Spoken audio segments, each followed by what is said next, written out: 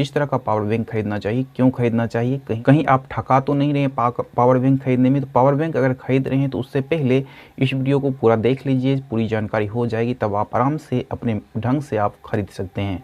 सबसे पहले मैं बता दूं पावर बैंक की ज़रूरत क्यों होती है। अभी के समय में मोबाइल में बहुत बड़ा बड़ा बैटरी आपको देखने को मिल जाता होगा, जैसे 4000 mAh की बैटरी, 5000 mAh की बैटरी, 6000 mAh की बैटरी, 7000 mAh की बैटरी है। अगर 4500 mAh की 5000 mAh की बैटरी है तब भी ज़रूरत होती है। अगर ट्रैवल करते हैं तब आपको ज़रूरत होती है, क्योंकि आपको कोई भी सार्वजनिक स्थान पर मोबाइल को चार्ज नहीं करना चाहिए। अब इस तरह का पावर बैंक भी आ गया है जिससे आप लैपटॉप भी आराम से चार्ज कर सकते हैं, कुछ प्रॉब्लम नहीं होगी। तो खैर पावर बैंक की ज़रूरत क्या है आप लोग समझते होंगे। अब प्रश्न आता है कितनी कैपेसिटी की पावर बैंक लेनी चाहिए, मतलब 10,000 mAh के लिए या 20,000 mAh के लिए। तो 10,000 mAh से कम का तो लेने की बात ही नहीं उठती है, या 20,000 mAh के लिए।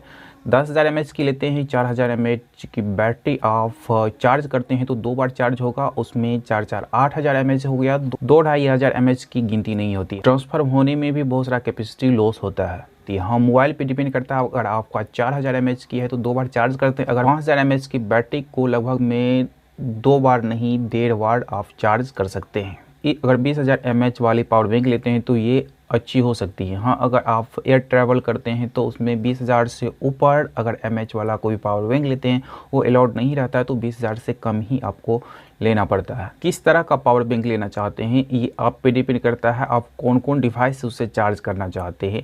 मोबाइल टैबलेट तो चार्ज होगा ही, साथ में अगर स्मार्ट वॉच पहनते हैं तो वो भी चार्ज हो जाएगा। अगर आप लैपटॉप चार्ज करना चाहते हैं तो हर सब पावर बैंक आपका लैपटॉप चार्ज नहीं करेगा। कुछ ही ऐसा पावर बैंक है जो कि लैपटॉप को भी चार्ज कर सकता है, मैं डिस्क्रिप्शन में उसका लिंक दे दूंगा।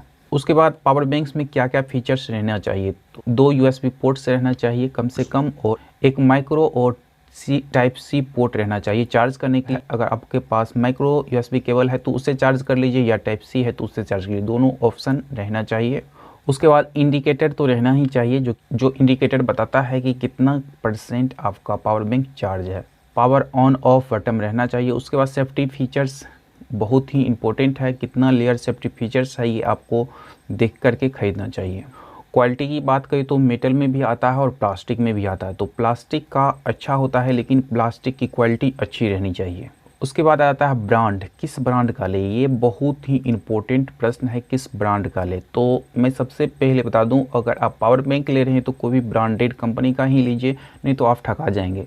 ब्रांडेड कंपनी कभी भी चीटिंग नहीं करती है, ये ध्यान रखिएगा। 10,000 mAh की पावर बैंक है या 20,000 mAh की पावर बैंक है, आप कैसे पता करेंगे। वैसे आप अगर दुकान में गए ऑफलाइन कैसे पता कर पाएंगे कि 20,000 mAh की है कि 10,000 mAh। दुकान से लाए फिर आप दुकान में लौटा नहीं सकते हैं, लेकिन अगर आप ऑनलाइन खरीदते हैं तो फिर उसको आप लौटा सकते हैं, रिटर्न कर सकते हैं, आपका रुपया अकाउंट में आ जाएगा। ऑनलाइन में ये फ़ायदा आपका हो जाता है।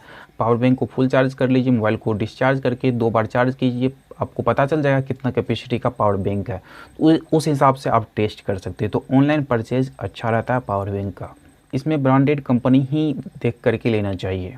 तो ये थी कुछ जानकारी पावर बैंक के बारे में, कैसी लगी जरूर लिखिएगा कमेंट में, और कुछ पॉइंट छूट गया होगा तो वो भी लिख दीजिएगा, उसका आंसर मैं कमेंट में ही दे दूंगा। Thanks for watching video, thank you very much.